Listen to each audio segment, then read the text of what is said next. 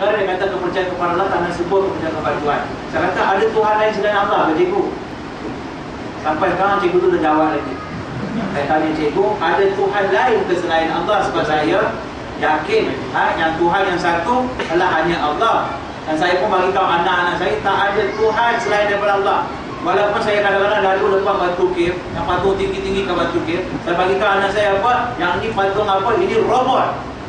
Sebab bawah tu ada butang, kalau tekan butang tu robot ni boleh terbang, zoom. Pasal apa saya tak nak bagi anak saya yakin ada Tuhan selain daripada Allah. Ya, walaupun orang lain anggap itu Tuhan, itu dia punya pasal.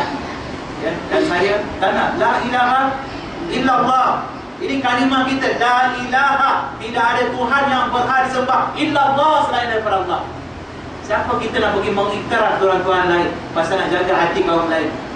Ya, jaga hati Allah Ta'ala dulu lah Tuhan, baru dapat berkat pada negara kita kan. Kerana keluarga kita dapat, diri kita dapat keberkatan Allah, rahmat Allah. Ini nak jaga hati orang, kita nak jaga hati Allah Ta'ala, tak nak jaga. Ya, sebut la ilaha illallah, la ilaha, mulut sebut, hati tak benarkan. Mana boleh lagu tu? Kalau bila saya masuk Islam, dia kata apa? Ya, bukan saja mulut sebut syahadah, hati pun kena tasdik dalam hati. Hati kena terima. Ya, kemudian kita tunjuk dari segi amal kita, baru sah Islam kita. Tapi ustaz yang Islam kan sebut apa? Kalau nak keluar mana-mana satu cukup dah. Kalau mulut celupah pun boleh cukup batal akidah.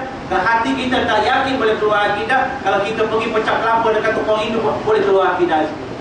Mana-mana satu. Tapi dah masuk Islam, tiga kena sekali.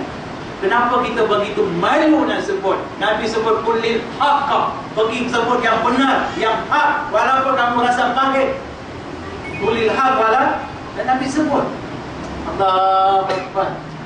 Ya, Nabi sebut kepada kita anak-anak. Kenapa kita rasa malu nak sebut kepada orang la ilaha illallah? Ya, saya bila di beberapa tahun lepas bila pilih jadi pengurusi jawatan kuasa dakwah di masjid tempat saya, kampung saya, tempat saya duduk di US tuan-tuan, Hulu Selangor. Nama tempat dia Serendang. Dan tuan-tuan pergi luar masjid, mula-mula saya buat letak banner besar, la ilaha illallah Muhammad Rasulullah, tidak ada Tuhan berhak disembah selain Allah, Nabi SAW adalah pesuruh Allah. Sebab sebarang pertanyaan sila hubungi, letak 2-3 nombor telefon, WhatsApp nombor saya. Kalau orang telefon, pasal apa dia punya Tuhan saja boleh sembah, orang tanya. Dan kawan-kawan, saya dapat peluang untuk bagi tahu siapa Tuhan yang sebenar. Ini kerja masjid, ini kerja surau, ini kerja NGO Islam, ini kerja jabatan yang ada Islam. Ada agama Islam lah. Kata-kata jabatan agama, jabatan yang ada agama Islam.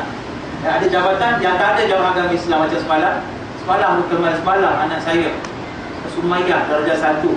Dia bangkit subuh, lepas tu dia tidur balik. Sumayyah, cepat-cepat mandi pergi sekolah. Dia kata, bapa, hari ni Isra Mi'raj, cuti lah bapa sekolah agama. Cuti, betul? Sekolah yang tak ada agama, tak ada cuti, dia kata. Saya belajar daripada anak saya lah, yang budak darjah 1 apa lah. Itu bahasa dia. Sekolah agama cuti, sekolah yang tak ada agama tak cuti. Sekolah biasa lah. Sekolah konvensional, tak ada cuti. Ya.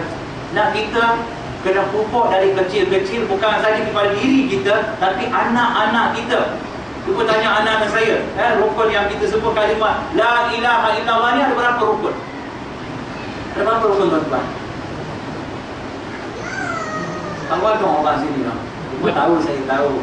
Ini sifat orang Melayu begitu. Tanya soalan, ada soalan? Ya, bila nak masuk kereta baru datang tanya soalan. Dan sejam setengah tanya soalan. Oh, kita nak balik payah. Ya? Esok pagi baru sampai rumah. Ya? Dalam la ilaha illallah ada 2 rukun.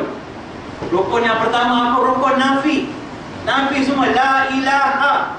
Tidak ada Tuhan yang berhak disembah. Buang habis. Tak ada.